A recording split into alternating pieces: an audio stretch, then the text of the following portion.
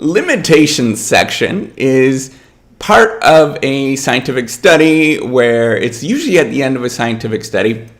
And what you do, if you think about the scientific method and the scientific sort of research method, what we should be doing is you first read the literature, come up with some sort of theory. From that, you develop some sort of hypothesis of how the world works, and then you go out and test those hypotheses. You get some sort of results from that. From those results, you come up with some new understanding of the world, and then you write the limitations of your scientific study, as well as a discussion of where you think that the study is going to go based on those results section. The limitations section is usually kind of like a side note, or most people treat them as a side note of here are all the different boundary conditions, here are the things of how this study doesn't work, and all the little different things of how the study doesn't work, all the sort of possible assumptions of what I did or what the series of researchers did along the way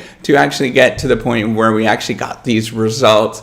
And now I actually think that this is possibly not the best way to actually go about writing a research or the limitation section. I think that there could be a lot more with the research or the limitations section, in the sense that when you are writing them up, what you should be doing is not thinking about the obvious limitations. Most of those are really painfully obvious. So, for example, if it's in one particular research, so if you're doing research on something really broad, I do stuff on organizations. So I think of, these organizations are all over the place, and then it's in this one particular setting. I do it on medical devices in the medical device industry.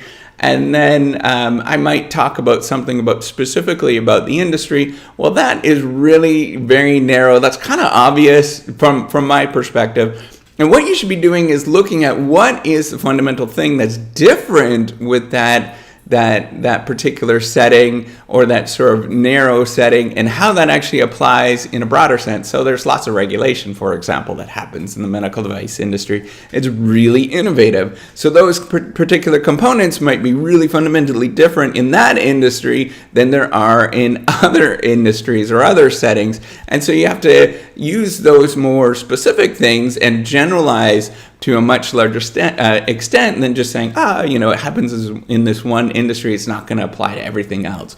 So you have to be more specific and think about the different mechanisms and be more creative when you actually get into the limitation section, because what you're doing is essentially, what you're trying to do is steer the conversation forward. You're thinking about, if I was a researcher and I was picking up this paper and I looked at all these research limitations, I don't want to be bored with what I'm doing. I don't want to be bored with what I'm reading when I'm going through this section. I want to be enlightened of where can I actually take this paper forward? What can I do from this paper? And so you're thinking about what are the sort of clever ways of actually taking this paper and moving it forward beyond just a simple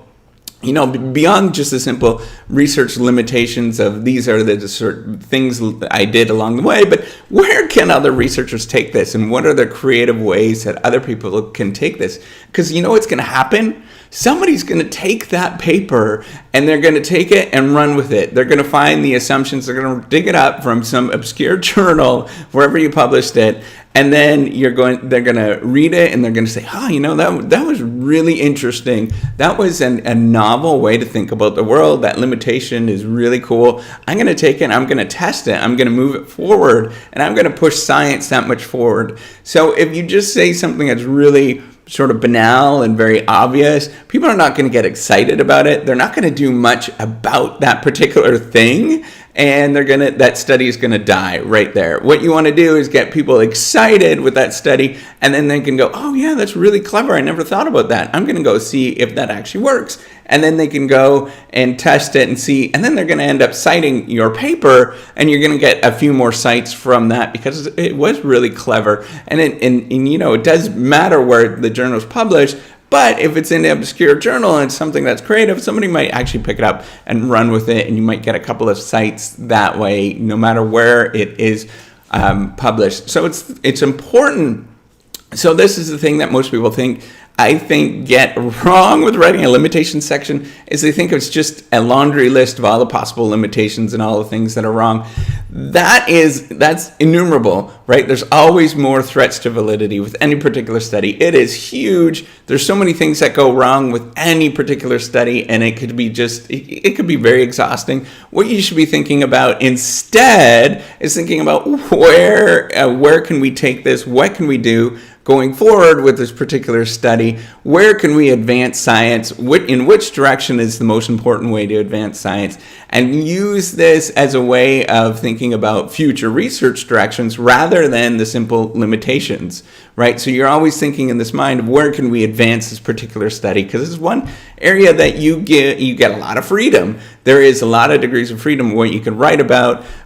In the results section, there's not nearly as much degrees of freedom what you can write about. But in that section, you can write a lot and steer the conversation forward.